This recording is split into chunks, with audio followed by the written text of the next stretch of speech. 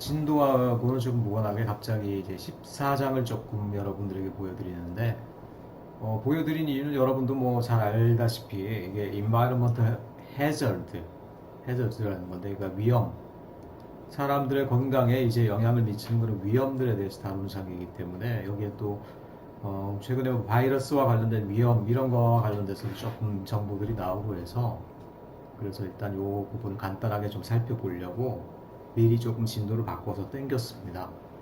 그래서 이 내용을 조금 보면은 물론 여기에는 환경적인 위험 전반적인 걸 다 다루기 때문에 우리가 생각하는 뭐 전염병 관련한 어떤 정보는 그렇게 좀 되게 극히 적은 편이에요. 뭐 그렇다고 하더라도 요 내용 뭐 일단 우리가 임박한 위험들이기 때문에 조금 먼저 살펴보는 게 좋을 것 같아서 진도를 조금 바꿨습니다. 처음에 이제 케이스 스터디에서는 BPA라고 해서요. 한동안 말 많다가 요새는 조금 잠잠해요. 그게 위험이 없어진 것인지 아니면 우리가 그냥 무감각해진 것인지 잘 모르겠는데 이른바 비스페놀 A라고 요거는 에스트로젠 미믹이라고 그러는데 그러니까 우리나라 말로는 환경 호르몬이란 말이 더 유명하죠. 이 환경 호르몬 그러니까 우리가 쓰는 플라스틱이나 인공 물질들이 이게 희한하게 사람들 몸속으로 흘러 들어가는 그러니까 자연계에 우리가 방류하는데 방류한 물질들이 또다시 이게 돌고 돌아서 우리 몸속으로 다시 들어오게 되는 지금 단계에 있죠. 그러다 보니까 이게 희한하게 얘네들이 환경 호르몬이라고 해서 우리 몸속에 들어가서 호르몬과 비슷한 어떤 역할을 하게 되는데 그러니까 우리 몸이 속는 거예요. 어떤 호르몬이냐면 에스트로겐 하면 여러분 알겠지만 여성들의 호르몬이라고 알려져 있잖아요. 그러니까 말하자면 남성성이 사라지고 여성화가 나타나는 쪽으로 이게 호르몬이 작용을 하는 거야. 그러니까 남성들의 또 생식 기능이나 이런 것들에 문제를 일으킨다 이런 얘기들 여러분 많이 들었었죠. 그게 이제 비스페놀 A의 문제고 그런 것들이 애기 젖병, 애기 때부터 이렇게 그런 물질들을 흡수하게 됐을 때 커서 생길 문제들 이런 것들 우리가 뭐 그 감당하기가 쉽지 않죠. 그래서 이런 문제랑 관련해서는 여러분들에게 조금 얘기하고 싶은 것들이 그러니까 환경 호르몬이나 환경 오염 물질과 관련해서는 어떤 물컵 이론, 글래스 워터 티어리라는 것들이 좀 많이 설득력을 얻고 있어요. 뭐냐면 여기다 이제 물을 한 방울씩 이렇게 계속 떨어뜨립니다. 어떤 사람 몸 같은 경우는 이 그릇이 크겠죠. 그러니까 유리컵이 커요. 물컵이 크고 어떤 사람은 되게 작겠죠. 하지만 중요한 것은 뭐냐면 이 컵에는 용량이 항상 한계가 있다라는 얘기예요. 어떤 사람은 이제 금방 물이 차겠죠. 한 방울씩 떨어뜨리다 보면. 그리고 이 물이 꽉 차는 다음에는 나중에 한 방울만 더 떨어뜨린다고 하더라도 그런 것들이 쭉 이제 흘러내리게 돼요. 흘러내리게 된다는 건 무슨 얘기냐면 우리 몸이 이제 용량을 감당하지 못하고 더 이상 이제 감당하지 못하고 증상이 발현되는 것을 얘기해요. 그러니까 환경 오염 물질들 그런 것들이 어떤 특징을 가지고 있냐면 지금 전 세계적으로 그걸 받아들이면 들이는 즉시 몸이 뭐 반응하거나 나쁘고 이런 것들이 아니라 이런 것들이 우리 몸속에 차곡차곡 쌓이다가 특정한 용량 한계를 벗어나게 됐을 때 그때 증상이 발현하게 된다는 걸 우리가 좀 알게 됐다는 얘기예요. 자, 이 말은 무엇이냐면은 굉장히 위험할 수 있다는 얘기지. 우리가 몸속에 지니고 있으면서도 모르고 있는 기관들이 상당히 될 수 있더라는 거예요. 그리고 어떤 사람 같은 경우는 용량이 작고 어떤 사람은 용량이 커. 그래서 이런 사람들은 이런 위험에 자기가 이제 강하고 저항력이 있는 줄 아는데 그 시간이 연장된 것 뿐이죠. 결국 여기서 차고 나면 이제 흘러내려. 그래서 흘러내리는 시기가 비교적 젊을 때일 수도 있고요. 또 나이가 들어서 있을 때도 있고. 하지만 중요한 건 우리가 이런 어떤 환경 오염 물질에 대해서 면역이 완전히 돼 있는 사람은 없다라는 거예요. 그렇기 때문에 항상 우리의 몸을 용량을 믿을 게 아니라 가능한 한 이런 어떤 오염 물질에 대해서 우리가 회피할 수 있는 노력을 해야 된다. 뭐 이런 얘기들이 나와 있습니다. 핵심은 뭐 그건 아니고요. 시간도 많지 않기 때문에 이제 빨리 내용을 넘어가 보도록 합시다. 그래서 우리의 건강에 위협을 미치는 그런 요소들이 크게 봐서는 생물학적, biological, 그다음에 화학적, chemical, 그다음에 physical. 피지컬 하면 뭐 이거는 진짜 홍수라든가 아니면 지진 이런 것들이 되겠죠. 심지어 컬처럴 팩터도 있어요. 컬처럴 팩터 중에 대표적인 게 뭐냐? 문화적으로 우리 건강에 영향을 주는 그 위험 요인도 있을까요? 상당히 그런 부분들이 있죠. 대표적으로 뭐가 있습니까? 흡연, 담배 이런 것들. 우리가 문화적으로 선택해서 하고 있는 기호 행동이고 그것들이 불법적인 요소는 없다고 하더라도 그것들이 실제로는 우리 건강에 영향을 미치는 그런 것들이 또 상당히 있어요. 현대로 갈수록 또 이런 것들이 많다는 얘기입니다. 자, 그래서 이런 얘기들을 우리가 다 하자는 게 아니고 일단은 중요한 개념부터 한번 보도록 합시다. 그래서 사실 위험이라고 돼 있는데 어떤 모든 위험들은 사실 리스크에서부터 시작해요. 리스크하고 해저드는 이제 완전히 개념이 다릅니다. 우리나라 말로 번역하면 이것도 위험한 거고 이것도 위험한 거라서 뭐 비슷한 거 아니냐 할 텐데 그렇지가 않아요. 얘네들은 분명히 해로운 거예요. 해로움이 정해져 있는 것들입니다. 하지만 해롭고 그렇지 않고 간에 모든 것들은 리스크를 안고 있어요. 리스크라는 거는 확률로서 표현되는 위험이에요. 그러니까 우리나라 말로는 위협 정도로 뭐 해석되는 경우가 있는데 그걸로만 해석하기 좀 부족해요. 리스크는 어떤 거든 간에 리스크가 있어요. 예를 들어서 우리가 잠을 많이 자는 것들도 그것 때문에 위험이 있다고 얘기할 수는 없죠. 그것이 해저드는 아니죠. 데인저는 아니죠. 하지만 잠을 많이 자다 보면 결국 우리가 공부를 못하고 인생의 어떤 부지런하게 목표를 쫓아가지 못하고 결국 우리가 뭐 인생이 망할 수 있는 어떤 그런 리스크를 안고 있죠. 그러니까 늦잠 자는 것들도 일종의 아주 약한 정도의 리스크인 거예요.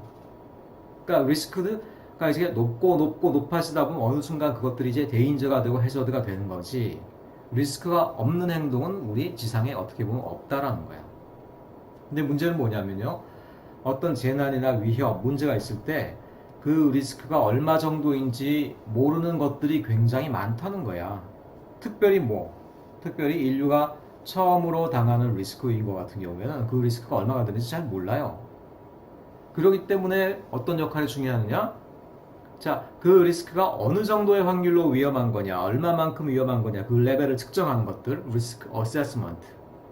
그러니까 리스크를 갖다가 측정하는 것이죠. 그것들이 굉장히 중요하다는 거예요. 이거는 개인이 할 수 없죠. 공신력 있는 기관, 과학자 이런 사람들이 달려들어서 해야 되겠죠.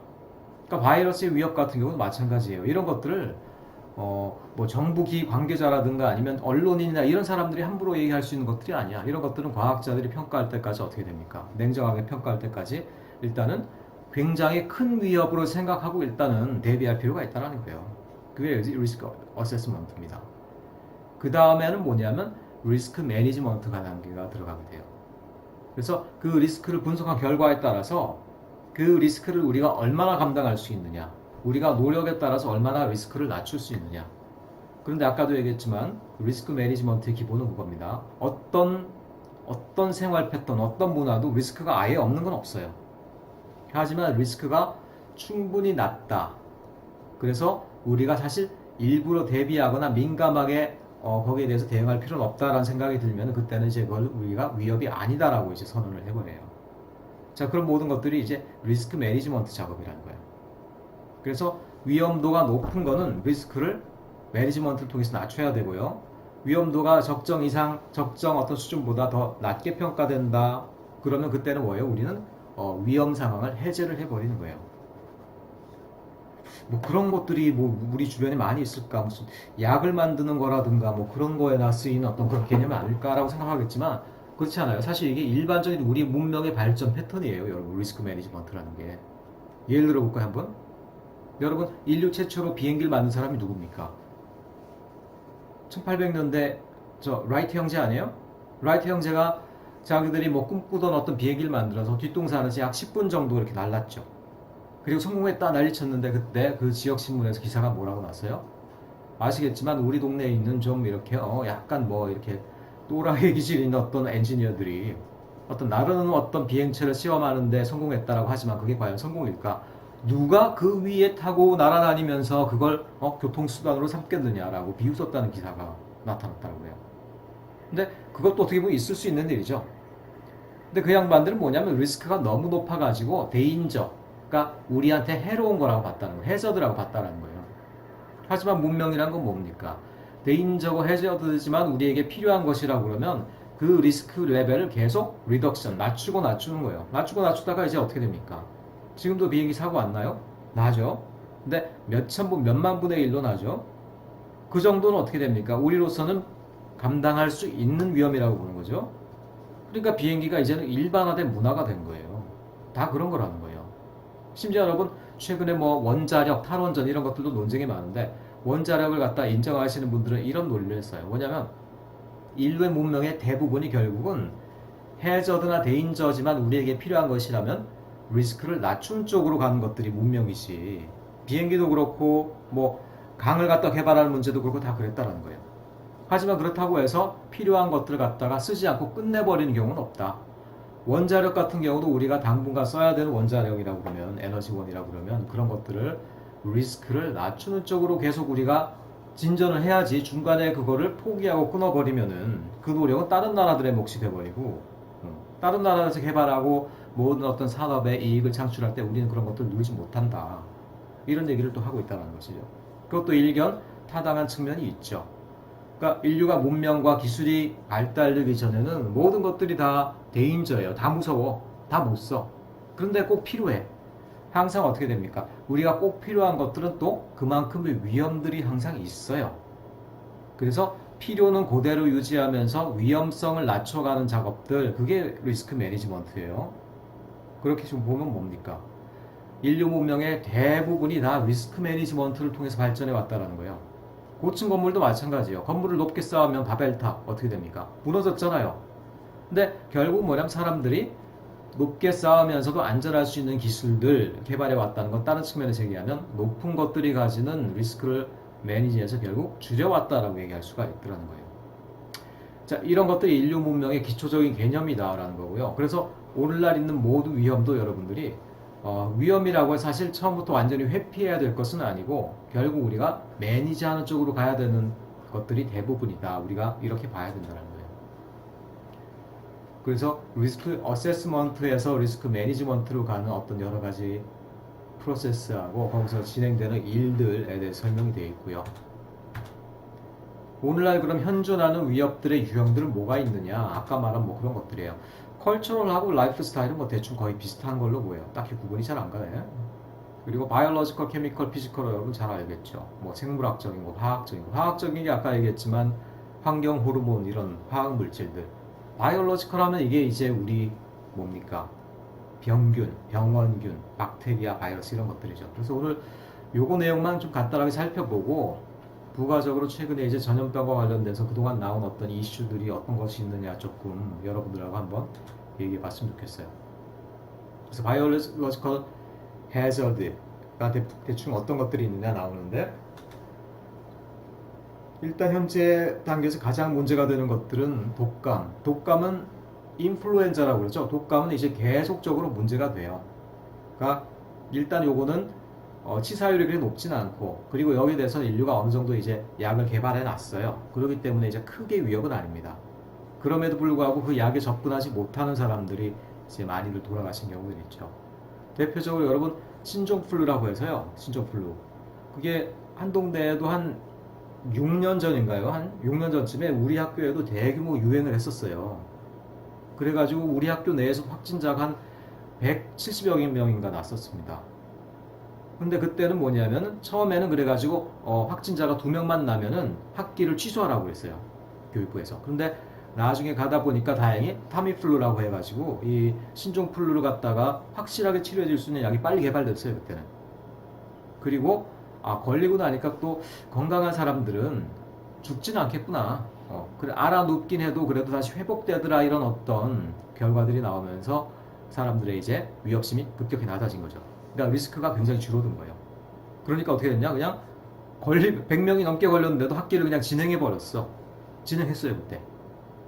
저 같은 경우도 그때만 하더라도 리스크가 이미 낮아져 가지고 뭐 크게 이렇게 위협은 안 된다더라 이런 소문이 나가지고 저도 하루 정도 진짜 너무 몸이 막 부서질 듯이 아프더라고요. 근데 한 이틀 정도 그러고 나니까 또 견딜만해. 그래서 그냥 지나갔어. 저도 아마 신종플루를 그때 걸렸던 것 같아요. 자, 어쨌든 독감이 그렇게 계속 변종된 어떤 형태로 우리에게 찾아오고 있다라는 거예요.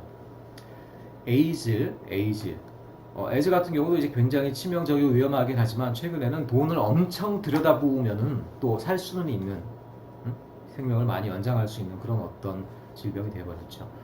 결핵, 뭐 위장관염 이런 것들은 여러분들 사실은 우리 이 조선시대 그리고 구한말까지 우리나라의 평균 수명을 굉장히 이제 많이 갉아먹었던 병들이에요. 지금 그럼 어디 있느냐? 우리나라는 없죠. 어디 있어요? 아프리카나 제3세계에 많아요. 한마디로 이런 것들은 가난이 질병을 만드는 병들입니다. 지금도 이런 것들 위생만 잘 지켜도 이런 것들이 잘 발발을 안 해요. 그리고 또 병도 확실한 특효약이 있어. 근데 약이 비싸. 그렇기 때문에 제3세계에서 아직도 이제 많이 고생하고 있는 병이다 이렇게 얘기할 수가 있겠어요. 그래서 바이올로지컬 해저드는 non transmissible, 좀 단어가 어려운가요? 트랜스미스 하면 이제 전달하다. 근데 논이 붙었으니까 전달할 수 없다라는 얘기죠. 전달할 수 없는 병들. 그러니까 자기만 앓고 마는 병들. 근데 트랜스미서블 하면 이제 그때부터 뭡니까? infectious disease. 전염병이 되는 거죠, 전염병. 그래서 전염병이라는 거는 결국 이제 병원균이 있고요. 패토전이라고 그러는데 패토전. 전염병이 있고요. 얘네들이 박테리아일 때도 있고 바이러스일 때도 있어요. 이 바이러스라는 게 또 희한한 놈이어서 얘가 또 바이러스 생각하면 여러분들 뭐 도깨비 같은 어떤 동그란 것들이 막 공중을 날아다니고 막 이런 걸로 생각하죠. 그렇지 않고 얘는 무생물과 생물의 굉장히 중간 단계인 자기 혼자는 생존이라는 개념이 없어요. 근데 일단 얘가 생체의 바이러스에 붙으면은 그 안에 이제 그 안으로 침입을 해서 자기와 같은 단백질 형태로 계속 이제 복제를 해내는 거야. 그러면서 몸속으로 퍼지게 되는 것이죠.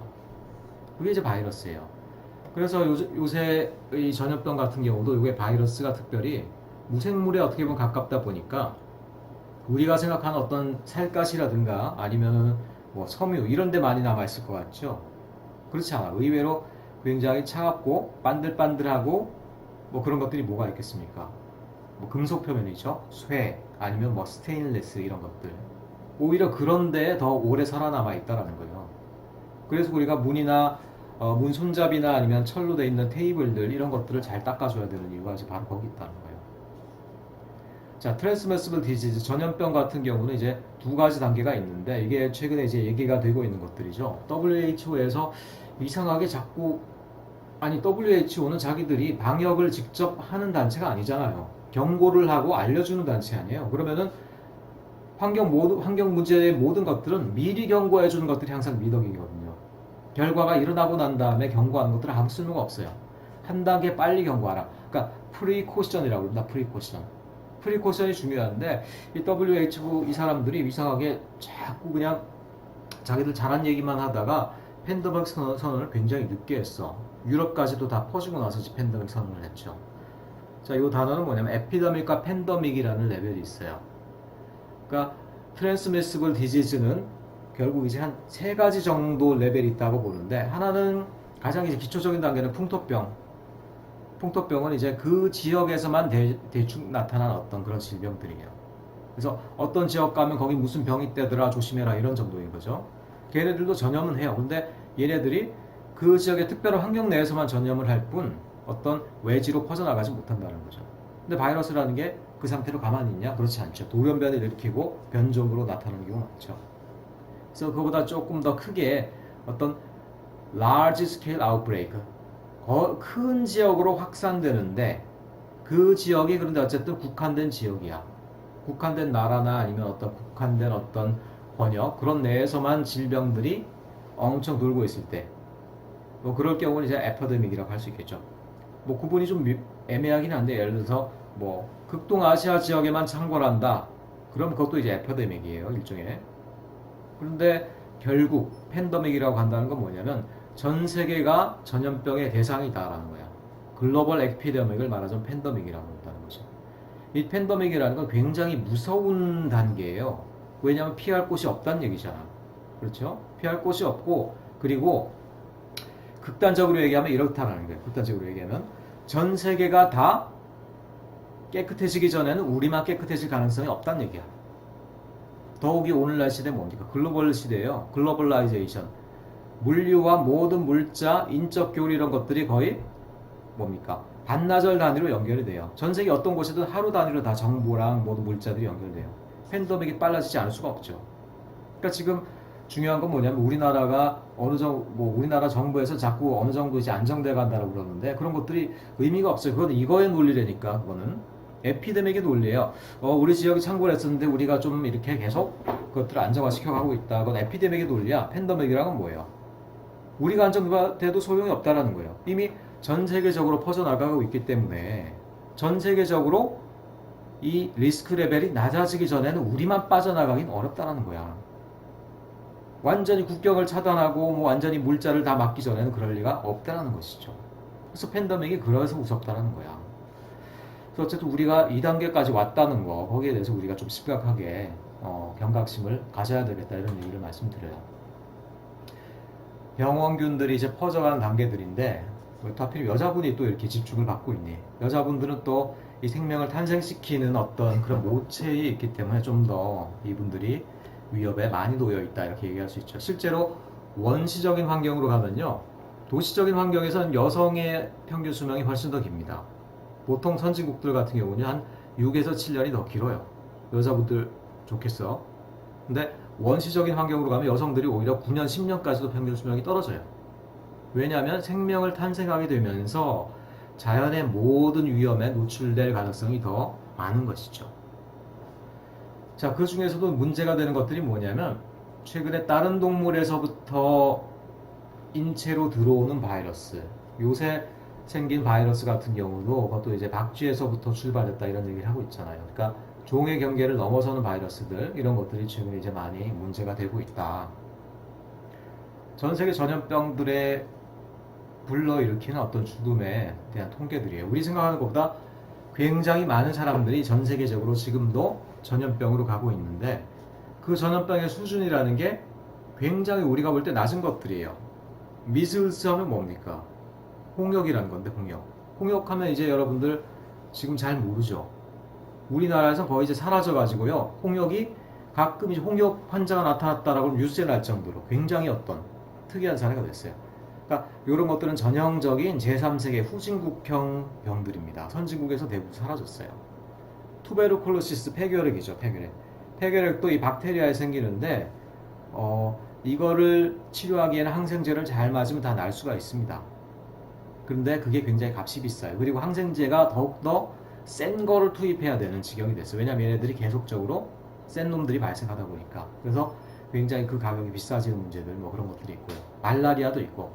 그래서 대략 이런 것들이 후진국형에 가까운 어떤 병들이다라고 보시면 되겠어요.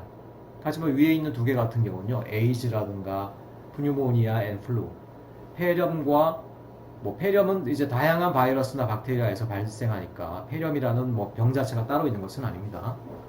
병의 증상에 가깝겠죠. 그리고 플루, 독감 종류이죠. 이런 것들은 선진국에서도 여전히 이제 발병하고 있다. 그리고 상당히 많은 사람들을 지금 매년마다 이제 죽이는 병이 되고 있는 것이죠. 그래서 투베르클로시스랑 관련된 문제들, 이 책이 한 몇 년 전 거에 이제 이슈에 초점을 맞추다 보니까 그때 이제 뭐 어떤 문제들이 있었냐면 아프리카나 아시아 이런 데서 이제 제3세계에서 이 폐결핵에 걸려서 죽어가는 사람들이 굉장히 많았어요. 그런데 돈만 있으면 살릴 수 있는 거야. 그러니까 1인당 약 300만 원 정도의 약값을 들이면 살릴 수가 있어. 근데 그게 없어서 죽어가. 그러니까 확실하게 살릴 수 있는 약이 있는데 돈이 없어서 죽어가다 보니까 어떻게 됩니까? 이게 어떤 의료의 문제이기 이전에 빈부격차의 문제다 해서 굉장히 세계적으로 이제 시끌벅적했었던 그런 어떤 병이기 때문에 거기에 대해 상세하게 이제 서술을 해놨고, 만약에 최근에 책을 다시 썼다라 그러면은 지금 있는 전염병 사태에 대해서 많이 좀 썼겠죠. 그리고 이제 폐결핵을 다루기 위한 안티바이오틱스 하면 그 항생제인데, 항생제를 너무 많이 쓰다 보니까 항생제를 이기는 형태의 결핵균들이 생겨가지고 더욱더 항생제가 강해지고 있다. 이러다가 보면은 나중에 이제 바이러스, 박테리아가 너무 강해져가지고 우리가 어떤 약으로도 치료를 못하는 슈퍼 박테리아가 생기지 않느냐, 실제로 그런 우려가 현실화가 됐죠. 그래서 그런 것들이 큰 문제가 되고 있습니다. 자, 그리고 바이러스에 의한 병들, 바이럴 디지즈라고 그러죠. 바이럴 디지즈, 인플루엔자, 그 다음에 HIV, 에이즈죠.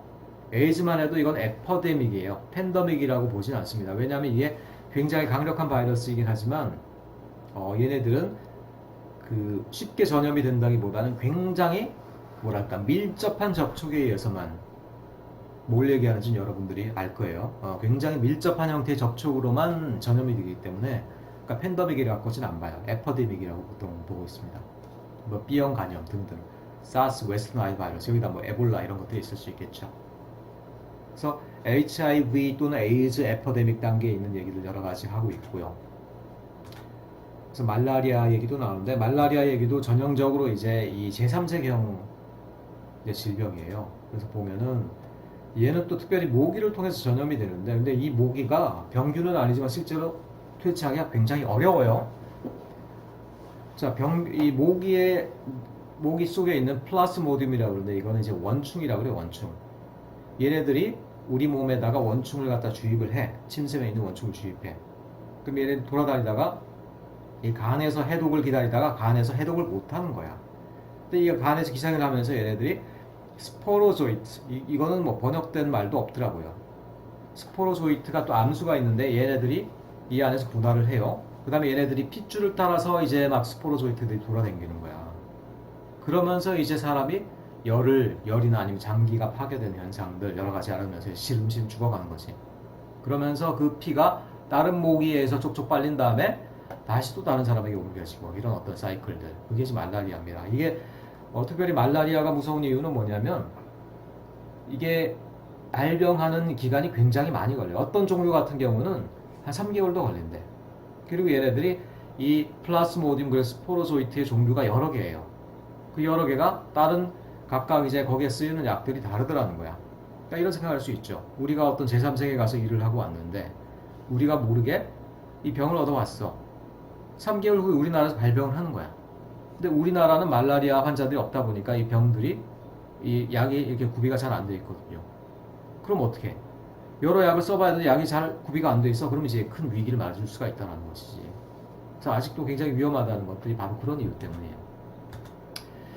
그래서 이제 전염병에 대한 얘기들이 쭉 나와 있고요. 그 다음에 케미컬 얘기, 그 다음에 뭐 수은 중독, 또 뭐 포항의 어떤 지역의 오염 문제들 뭐 이런 얘기 나와 있고, 그 다음에 이제 그런 것들을 대처한 우리들의 자세 얘기들 쭉 나와 있고 그런데, 자, 여기에 더해서 이 내용들을 일단은 간단하게 좀 넘어가도록 하고요. 여기에 더해서 최근에 이제 전염병과 관련된 상황들, 중요한 이슈들 여러분들하고 좀 한번 살펴보도록 하겠습니다.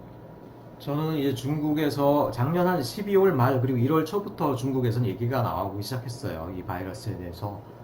그리고 나서 이제 중국에서 참고를 하면서 바로 인도에서 이제 무시무시한 뉴스가 나왔었는데 뭐냐면 그 바이러스를 해독해 보니까 염기서열, 그러니까 RNA형 바이러스인데 그 염기서열 일부가 에이즈 바이러스랑 굉장히 밀접해 있더라. 그러니까 누가 인위적으로 인플루엔자 바이러스, 그러니까 코로나 바이러스를 에이즈 바이러스랑 합성한 게 아니야. 그래서 에이즈 바이러스의 이제 나쁜 특성들 있잖아요. 그러니까 몸속에서 이게 오랫동안 남아있으면 쉽게 사라질 수가 없는 문제들. 30년 동안도 심지어 잠복해 있을 수 있는 문제들.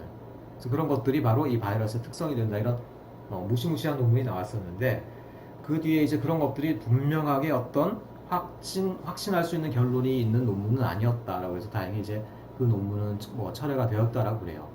그렇지만 아직도 이제 이 바이러스가 뭐 인공이냐 아니면 자연이냐. 자연이라 그러면 지금 현재도 어떤 특정한 박쥐의 종류 가운데 그 바이러스가 그대로 들어있어야 될 거 아니에요. 그럼 중국이나 이런 데서 그 바이러스가 담겨있는 박쥐를 세계에다 내놓고 거봐라 우리도 당했다 이렇게 얘기할 수가 있어야 되겠지. 근데 아직 그런 어떤 노력은 없죠. 정신이 없어서 그런지 모르겠지만. 그래서 아직은 이제 이런 부분은 논란이 있다 얘기할 수가 있겠고요. 또 이게 무시무시한 얘기들이 뭐냐면 일단 폐 쪽에 손상을 받기 시작하면은 이게 폐 기능이 회복이 안 되고 뭐 섬유화가 일어난다 이런 얘기들이 많이 있었죠. 그러니까 경증으로만 지나가면 괜찮은데 경증으로 지나가는 사람이 약 80%, 그 다음에 한 20% 안쪽이 중증 이상으로 가는데 중증 이상으로 가면은 폐가 완전히 회복되긴 어려운 게 아니냐 이런 얘기들을 하고 있더라는 거예요. 그래서 이런 부분들이 특별히 중국, 홍콩에서 얘기가 나오고 있는데 폐 기능이 손상되는 문제들 이런 것들은 실제로 우리가 완치가 된 줄 알고 있다고 하더라도 평균 수명이 굉장히 낮아지겠죠. 그래서 이런 것들도 굉장히 지금 우려되는 부분 중에 하나예요.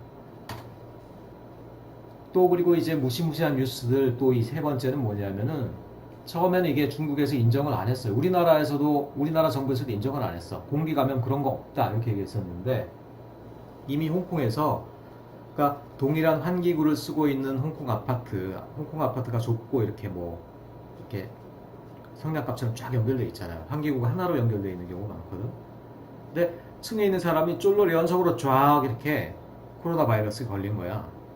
그러니까 이게 공기 감염 아니면은 설명이 안 되는 일이다라고 했는데 그래도 그때 인정이 안 됐었거든요. 그런데 우리나라 여러분 신천지 그렇게 감염자가 많은 거 보면 알겠지만은 아무리 그들이 가까이서 예배를 드린다고 하더라도 그렇게 수천 명의 확진자가 난다는 것은 사실 공기 중 감염이 없다라고 볼 수는 없거든요. 물론 공기 감염이라는 것도 여러 가지가 있어요.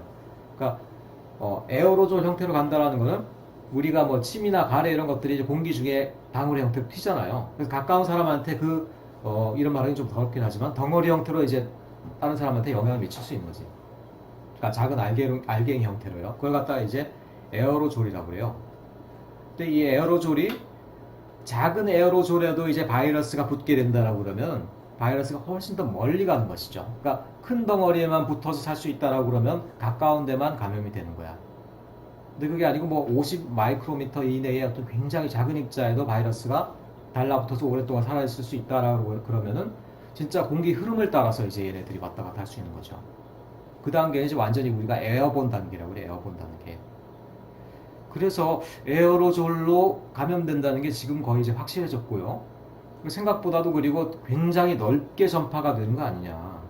뭐 심지어 10m, 20m까지도 다 영향을 미치는 게 아니냐. 이런 얘기도 하고 있다라는 거예요.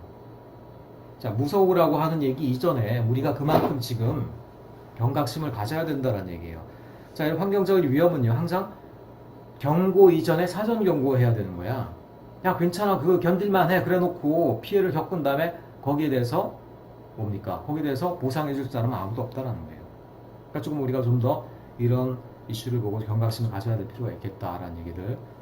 그래서 결국은 WHO도 나중에 인정을 했어요. 이거는 물론 요거는 지금 얘기가 아니라 지난번에 나왔던 메르스 같은 데 얘기인데 이때도 공기 감염 된다 안 된다 하다가 결국 이제 공기 감염도 될 수 있는 쪽으로 인정한다 이렇게 됐는데 지금 지금 있는 이제 코로나 바이러스 같은 경우는 훨씬 더 공기 감염 가능성이 훨씬 높고 전파가 뭐 전파력이 2,000배가 넘는다 이런 얘기까지 하고 있거든요. 그런데도 불구하고 거기에 대해서 실제로 이런 경고가 사전에 이루어져 있지 않고 그러니까 많은 사람들이 우려하고 결과가 나타난 다음에 지금에서야 에어로졸로 또 뭐 감염이 되는 것 같다 이런 정도로 이제 얘기하고 있다는 얘기예요. 자, 그래서 일단 저는 뭐냐면 공기 감염을 우리가 그대로 공기 감염이 있는 걸로 받아들이고 지금 예방하고 대비하는 것들이 낫다란 얘기예요. 지금 상황에서 그런 것 같습니다. 제가 볼 때는. 그래서 전염병이 사스의 한 1000배에 달한다라고 그러는데 이런 1000배에 달하는 어떤 무시무시한 전염성이라는 게 과연 진짜 접촉으로만 나타나는 것일까? 큰 덩어리로만 전파되는 것에서 나타나는 것일까? 굉장히 작은 알갱이 형태로 공기 중으로 퍼지는 단계 거기까지 갔기 때문에 이렇게 높은 수치가 나타나는 게 아닐까 이렇게 생각을 해본다는 거예요. 자, 그리고 또 무시무시한 또 다른 또 이 내용들은 뭐냐면 이게 굉장히 돌연변이가 많은데 그러니까 중국 같은 경우도 지금 벌써 이제 연구 결과가 나온 게 S형이 있고 L형이 있다. 크게 돌아다니는 이제 이 코로나 바이러스 중에도 이제 변종이 있다라는 건데 그 중에 하나는 굉장히 강하고 그 중에 하나는 또 약하다라는 거예요. 근데 지금 보니까 여러분 유럽이 물론 방비가 잘 안 돼 있는 건 맞아요. 그런데 그렇다고 해서 지금 유럽에 지금 퍼지는 현상을 보니까 또 너무 급격하게 퍼지고 있거든. 또 이탈리아 같은 경우 사람들이 갑자기 너무 많이 죽고 있어요. 물론 여러 가지 이유가 있죠. 이탈리아 같은 경우는 의외로 또 의료 체계가 이렇게 좀 그렇게 완벽하지가 않아요. 왜냐면 의사들이 능력 있고 이런 사람들이 이제 외지로 빠져나가는 시스템이래. 뭐 그런 것들도 있고 하지만 어떤 사람은 유럽 쪽에 있는 바이러스의 변종이 좀 더 강력한 게 아니냐 이런 또 얘기를 하기도 해요. 아직은 모르는 일이에요. 아직은 다 모르는 일이지만 그럴 가능성에 대해서도 우리가 생각할 수가 있다는 얘기야. 지금 그래서 이미 결과 나온 것만 하더라도요. 약 조금씩 다른 한 130여 종의 변종들이 이미 나타난 걸로 이렇게 역학자들은 기록을 하고 있더라 이런 얘기를 하고 있죠. 또 하나 이 바이러스가 이제 무서운 게 뭐냐면은 음성과 양성이 되게 불분명해요. 여러분 테레비에 보면 이제 음성이면은 한숨 돌리고 양성이면은 이제 불안해하고 이런 걸로 생각하는데 실제로 그렇지 않고요. 중국에서도 음성과 양성을 왔다리 갔다리 하는 사람이 많았고요. 진단도 완벽하지 않고 또 이 바이러스가 잘 검색이 안 된대. 거기에 대해서 여러분 한번 제가 보여드린 동영상을 한번 조금 참고를 했습니다. 자, 이 영상은 그 외신 기자들 앞에 우리나라 지금 한국의 그동안 이제 방역과 관련된 상황들 설명하는 브리핑에서 한국역학협회 회장이 나와가지고 이제 외신 기자들의 질문에 답을 하는 내용들이에요. 이 내용을 한번 이 내용의 한번 초반부를 한번 보도록 합시다. 하시면서 뭐 성공이라고 이제 말씀이 잠깐 나왔던 것 같은데 이제 그 부분에 대해서는 저는 이제 동의하기가 좀 어렵고, 그러니까 평가하기가 너무 이르다는 겁니다. 너무 이르다 지금 단계에서는. 한국을 포함해서 어느 다른 나라도 이번 중국까지도 이게 우리가 컨트롤 아웃브레이크가 시작되고 있다라고 평가하기에는 너무 이른 시간이다. 그리고 이 코비드 19에 대해서 우리가 알아가고 있는 게 지금 한 3개월 가까이 된다라고 하면은 3개월에 저희의 경험이 뭐 어떤 평가를 내리기는 굉장히 이른 시간이고, 지금까지 저희가 알아낸 거는 이 코로나 바이러스가 굉장히 스마트한 바이러스라는 겁니다. 자, 이 앞부분의 내용이 사실 뭐 중요한 대본의 메시지예요. 그러니까 3개월 정도 지금 진행이 됐는데 이 3개월 내에 이 바이러스의 특성을 알아내기에는 자기들로서 역부족인데, 문제는 뭐냐면 정부, 중국이나 또 우리나라도 그렇지만 정부에서 너무 거기에 대해서 지나치게 자기들이 통제했다라는 어떤 그런 내용을 강조하려고 그러다 보니까 이 바이러스의 지금 위험도를 자꾸 저평가하는 경향이 있다는 거야. 근데 이 양반이 지금 얘기하는 게 뭐예요? 스마트하다. 그러니까 이 바이러스가 스마트하고 다루기 어렵다. 자, 바이러스가 스마트하다라는 게 어떤 얘기겠어요? 바이러스가 말하자면 생존력이 굉장히 높고 다른 개체에 전염돼서 그 개체로 옮아 어떤 그런 어떤 능력들, 그런 어떤 특성들이 굉장히 높다는 얘기죠. 다른 바이러스에 비해서. 그러니까 실제로 다루기가 굉장히 어렵다는 얘기예요. 그러니까 음성과 양성을 왔다 갔다 하는 부분들이 있죠. 그런 것들도 어떻게 보면 바이러스가 그 몸에서 활성화 정도를 낮췄다 높였다 하면서 어떻게 보면은 검진을 어렵게 하는 게 아니야. 그 모든 것들이 이제 이 역학자, 의학자들로서는 굉장히 다루기 어렵게 하는 그런 요인이 되고 있다, 이런 얘기를 하고 있다는 거예요. 자, 이런 것들을 우리가 뭐 전혀 이제 모른 채 하고 이런 것들이 쉽게 통제가 되고 치료가 될 수 있다라고 믿으면 안 되겠죠.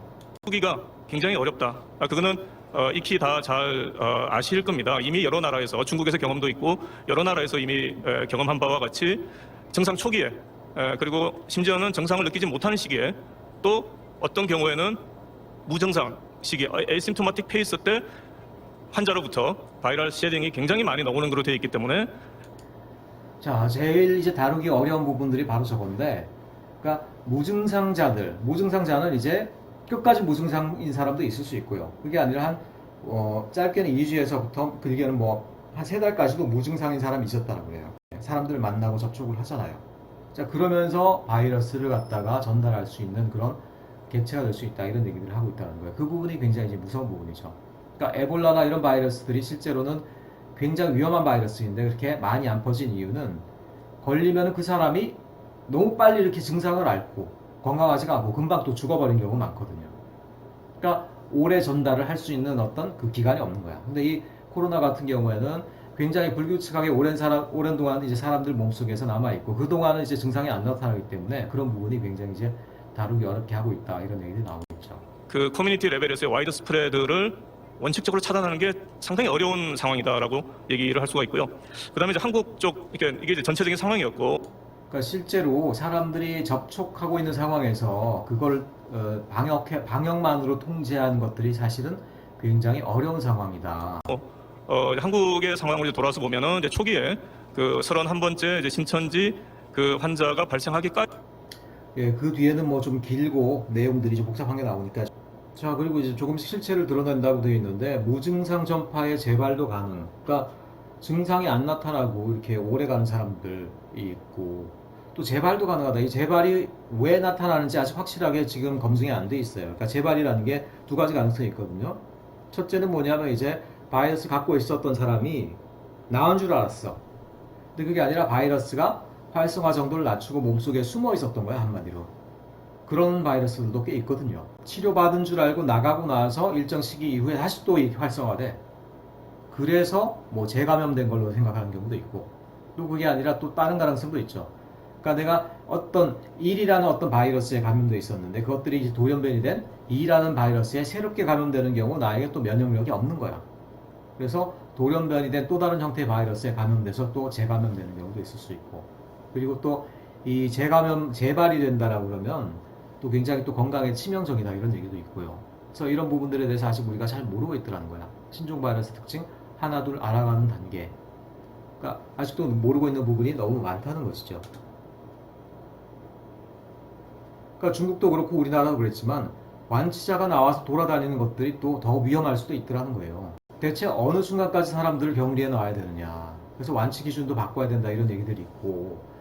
자, 이런 것들이 어쨌든 우리로 하여금 이 바이러스에 대해서 이제 막연하고 너무 이제 또 굉장히 또 위험하다고 느낄 수 있는 그런 이제 정보들인 거죠.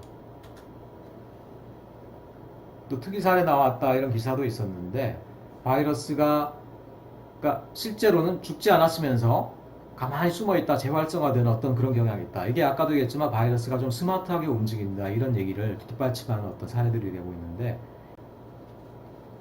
그래서 제가 좀 불만스러운 게 이거예요. 뭐냐면은 이제 정부나 이런 어떤 정부 관련된 기관에서는 물론 이분들도 의학 하신 분들도 있고 그렇겠지만 어떻게 보면 정부로서는 경제를 활성화하고 나라를 잘 굴려야 되는 입장에 있잖아요. 그렇지 못한 경우 이제 비판을 받는 입장에 있잖아요. 그러다 보니까 아까 말한 역학 관계자나 이런 사람들의 의견하고 충돌되는 부분들이 이분들은 자꾸 좀 그것들의 위험성을 상당 부분 좀 저평가하려는 경향들이 있어. 그러니까 바이러스 위험 저평가하고 또 통제가 되고 있다는 걸 좀 강조하는 경향들이 있어요. 그래서 지금 최근에 나온 얘기는 앞으로 나오는 정도는 이제 큰 줄긴 잡았고 앞으로는 소규모 유행만 하고 있을 거다 이런 얘기를 하는데 여러분 이 말을 딱 들었을 때 벌써 앞에 우리가 맨 앞에 들은 정보하고는 이제 모순되는 걸 볼 수 있죠. 지금 어떤 단계로 갔어요? 소규모 유행이라는 건 일종의 에피데믹인데 그렇죠. 에피데믹이면 우리나라에서 내에서 잘 하면 돼. 근데 이미 팬데믹 갔잖아요 지금. 팬데믹 갔어요.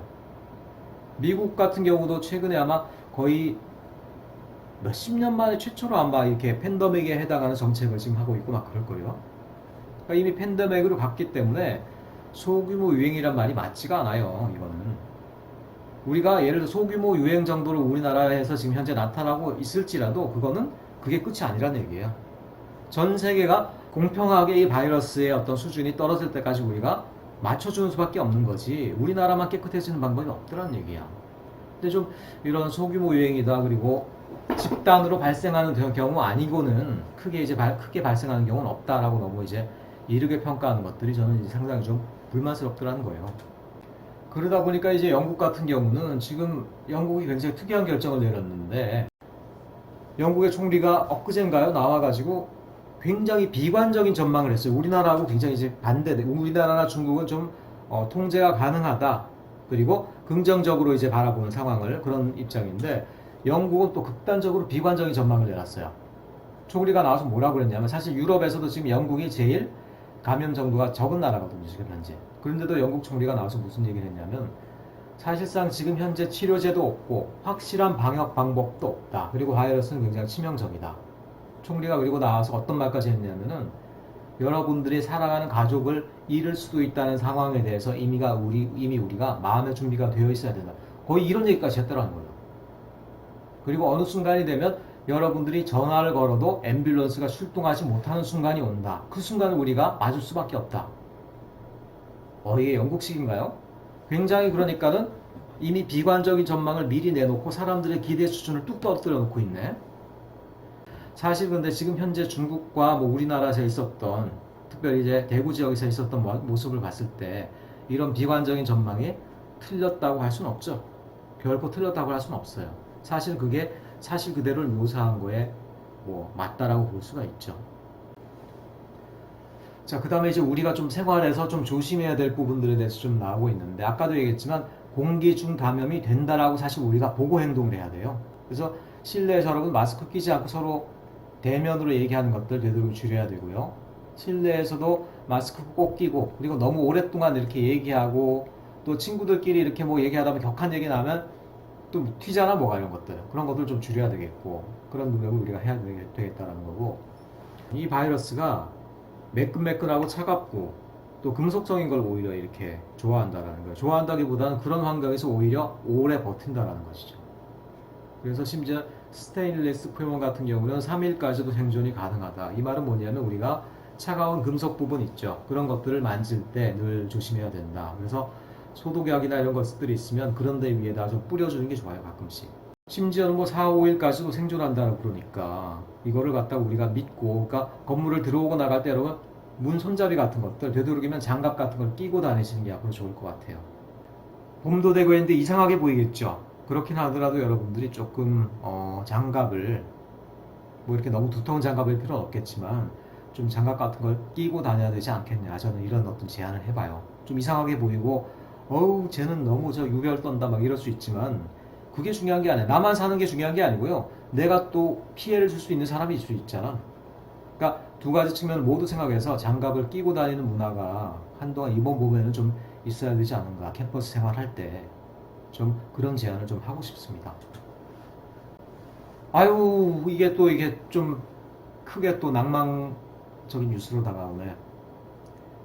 사실은 메르스, 사스도 지금 백신 개발 제대로 안 됐어요. 근데 이 코로나가 지금 제대로 개발될 수 있을까? 최소 1년을 기다려야 되는데 이건 뭐냐면 원활하다고 했을 때 1년이에요.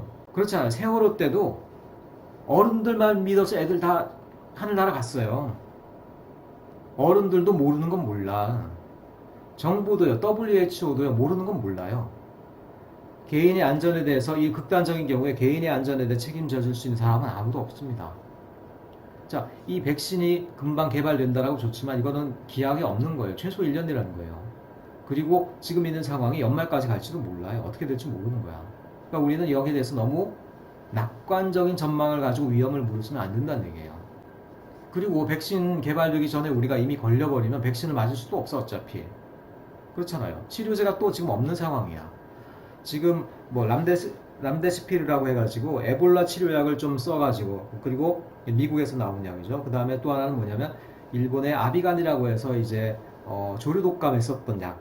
그 약을 가지고 여기다 하니까 어느 정도 이제 경증 환자들은 치료가 되더라 이런 어떤 결과가 나와 있거든요. 근데 그거 둘 다 이제 우리나라에 원활하게 지금 들어오지 않고 있어요.